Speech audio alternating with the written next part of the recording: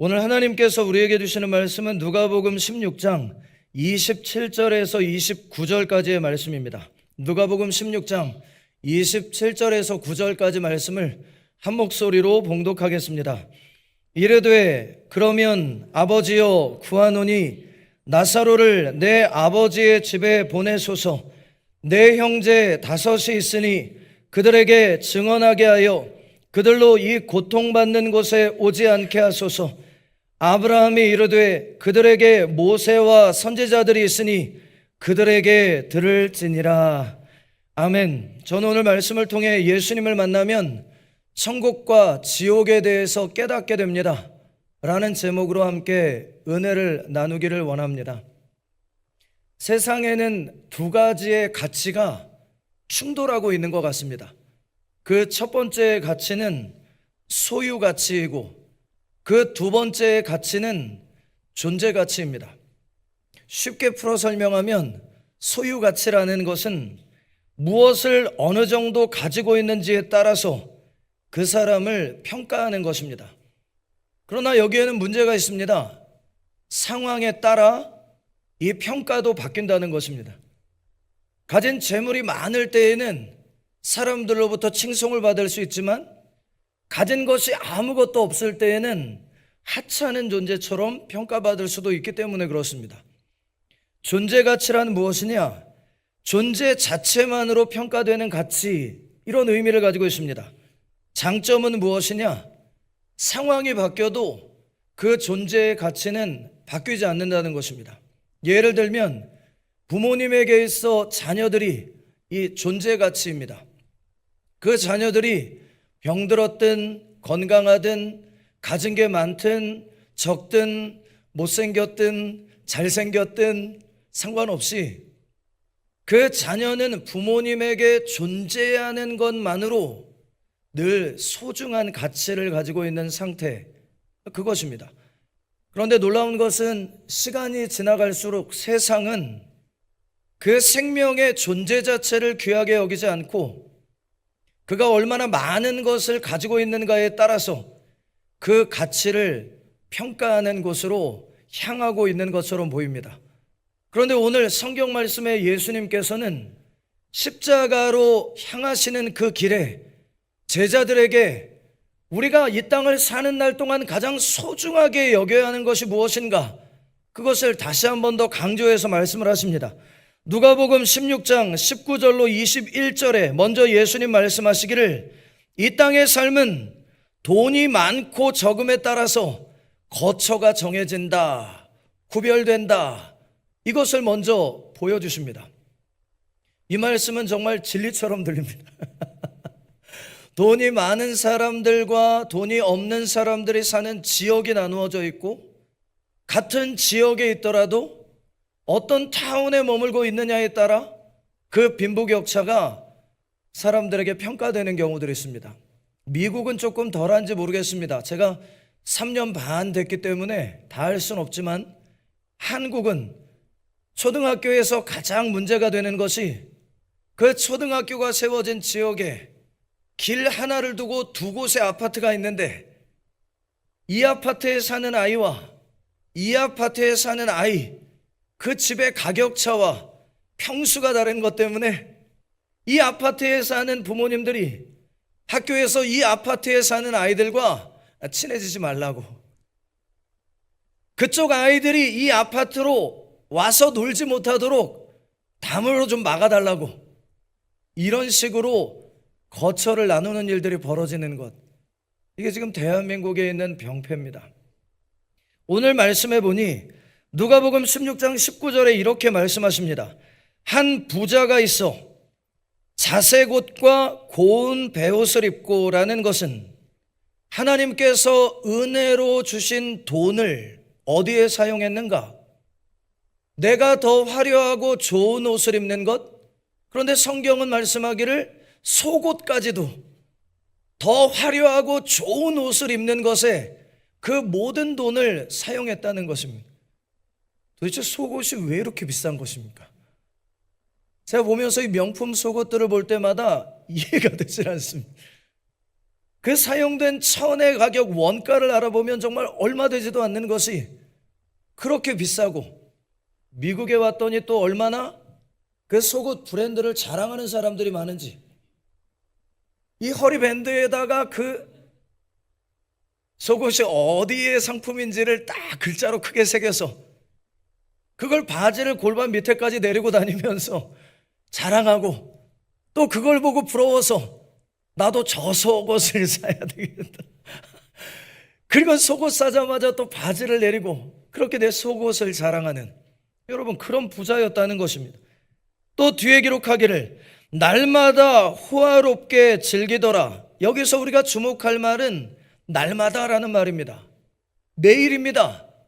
하루도 거르지 아니하고 하나님이 은혜로 소유하게 하신 돈을 가지고 사람들과 함께 잔치를 벌이고 나 자신의 만족과 쾌락을 채우는 그 한 가지의 일에만 사용했다는 것입니다. 예수님이 무엇을 보여주는 것이냐? 부족함이 없음으로 인해 원하는 것은 무엇이든지 할 수 있는 삶을 살 수 있는 가진 자들이 이 땅에는 존재하고, 그 가진 사람들은 가지지 못한 사람들과는 구별된 삶을, 구별된 거처를 마련하려고 애를 쓴다라는 것입니다.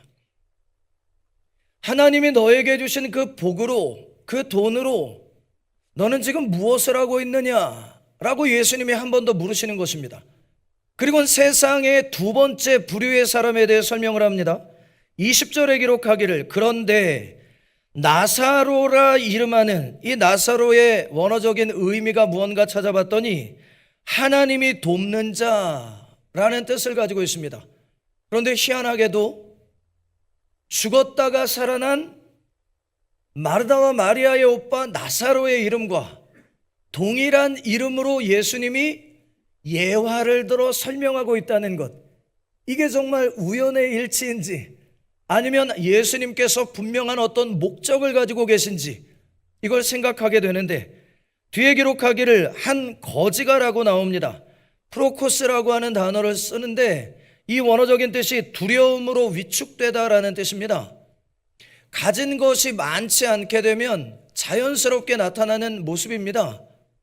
가진 것이 많지 않은 것 때문에 위축되고 사람들 앞에서 주눅드는 거, 이거 아마 물질적인 고난을 당해보신 분들은 겪어보셨을 것이고, 나만 위축되는 게 아니라 내 자녀들이 세상에서 가진 게 없는 것 때문에 위축되는 모습을 본 부모님들은 아마 정신을 번쩍 차리고 돈을 모으기 위하여 아마 애를 쓰고 노력했을 수도 있겠습니다. 근데 뒤에 또 기록하기를 헌대투성이로라는 것은 종기가 온몸에 나고 고름이 흐르는 피부병에 걸렸다, 이런 말입니다. 가진 것도 없을 뿐만 아니라 병에 걸린 채로, 또 뒤에 기록하기를 그의 대문 앞에 버려졌다라는 것은 이 부자의 집 앞 담벼락, 그곳이 이 가난한 거지가 머물던 거처였다는 것입니다. 누구에게도 도움을 받지 못한 상태로 방치되어 있는 상태, 이것을 이야기하는 것입니다. 그리고 21절에 기록하기를 그 부자의 상에서 떨어지는 것으로 배불리려 하매, 이게 어떤 의미를 가지고 있는가? 매일마다 잔치를 벌이고 있는 이 부자가 담벼락을 경계로 하여 바로 코앞에 살고 있는 그 가진 것이 없는 가난하고 병든 자에게 밥 한 그릇도 대접하지 않았다는 것입니다. 밥 한 그릇도 대접하지 않는 것으로 인해 떨어지는 부스러기는 누구의 것이냐?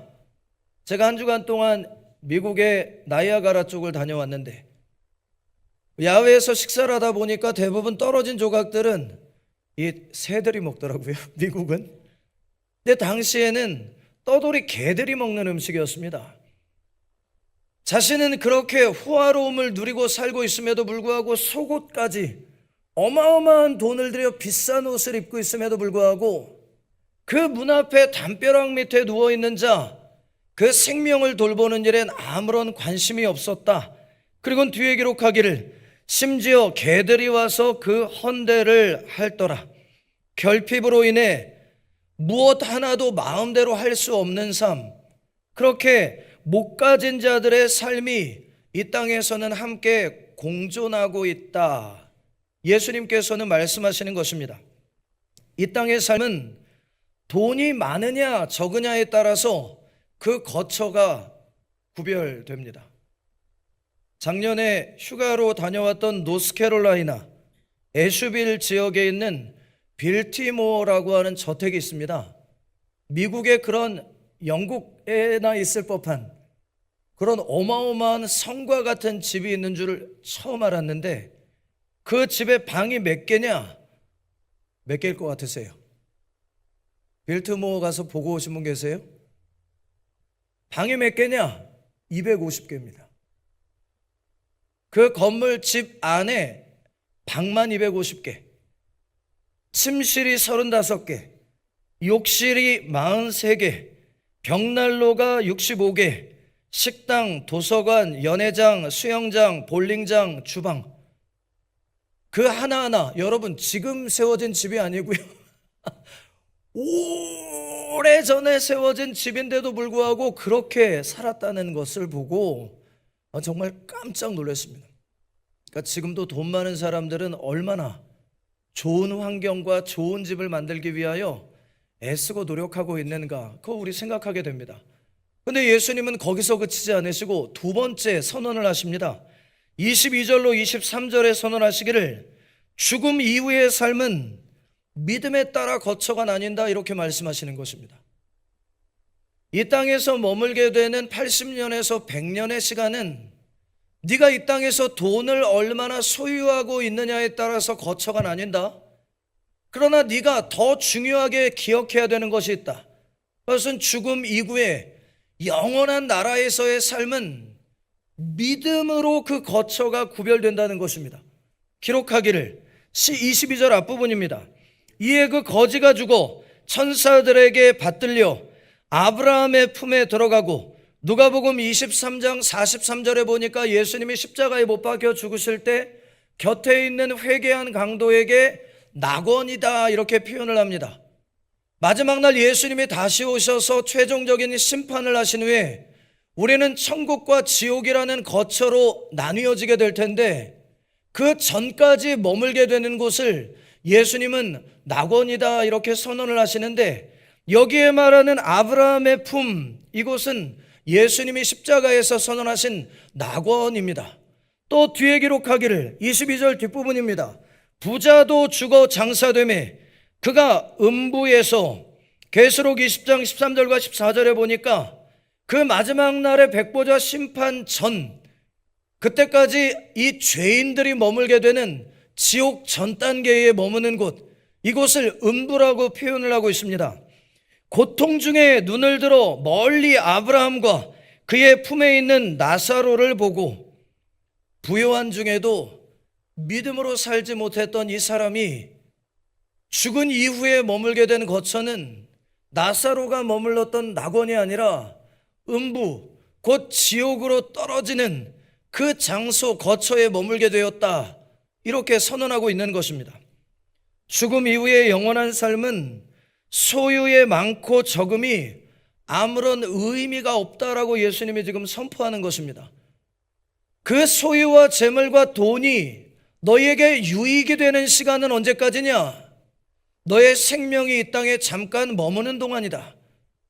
네가 죽음 이후에 하나님의 나라에 들어올 준비가 되어 부름을 받게 되면 그 나라에서는 네가 소유했던 그 모든 것들이 아무런 영향력이 없다는 것, 이것을 너는 반드시 기억하고 이 땅에서 살아야만 한다, 이렇게 선언하십니다. 그리고 세 번째 24절로 31절에 선포하시기를 이 땅에서의 삶은 너의 믿음을 증명할 수 있는 유일한 기회라는 것을 기억하라, 이렇게 말씀하는 것입니다. 이 땅에 주어진 너의 은혜의 시간은 네가 하나님 앞에 너의 믿음을 증명할 수 있는 유일한 기회라는 것을 잊지 말아야 한다, 이렇게 명령하십니다.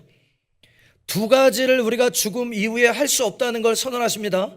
첫 번째, 죽음 이후에는 우리 스스로의 거처를 우리의 노력으로 바꿀 수 없습니다. 이렇게 예수님은 선언합니다. 이 땅에서 우리가 살았던 삶이 하나님을 향한 믿음을 하나님께 증명할 것인데, 우리의 삶을 지켜보신 하나님께서 우리를 지옥과 천국으로 나누어 머물게 하시는 결정을 내리시고 나면 그 이후에는 더 이상 거처를 바꿀 수가 없다는 것입니다. 이 땅에서는 돈이 없다가도 있고 있다가도 없기 때문에 돈이 생기면 더 좋은 거처로 우리가 옮길 수가 있지만 영원한 나라에서는 이사 못 간다는 얘기입니다. 기록하기를 24절입니다. 불러 이르되 아버지 아브라함이요. 지금 이 부자가 아브라함을 뭐라고 불렸냐면 아버지라고 부릅니다. 그 이야기는 내가 믿음의 조상 아브라함의 혈통에서 태어난 자녀요 이 말입니다. 내 어머니와 아버지가 믿음으로 사셨던 성도요. 내 아버지가 장로였고 내 어머니가 권사님이었으며 나의 부모님이 나의 할아버지 중에 죄종이 몇 명인지 아시오? 이렇게 지금 부른 것입니다.